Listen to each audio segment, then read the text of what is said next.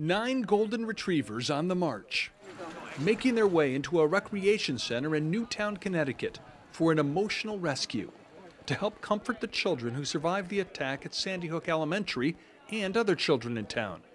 Therapeutic canines were sponsored and trained by Lutheran Church Charities, transported in a van for a 900-mile ride from Illinois.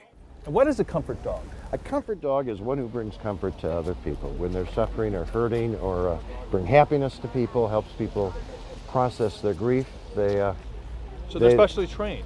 They are specially trained. These are all trained service dogs, but we don't use them with disabled, but we use that training and then we train them additionally to work with all different age groups and people.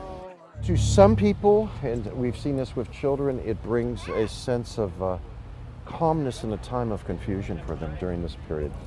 To some, it helps them process their grief. They'll start crying and they'll hug the dog. And to some children, they'll come up sad and they'll walk away happy. Do you know that Luther is incapable of being mean?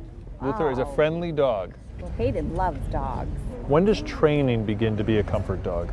5.5 weeks. We buy puppies at 5.5 weeks and turn them upside down and how their temperament is, and from that point on, we But you turn them upside down, so if they are turned upside down and they flail, they can't be a comfort dog.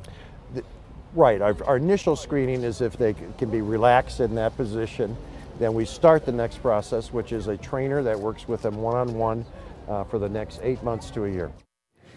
We've been asking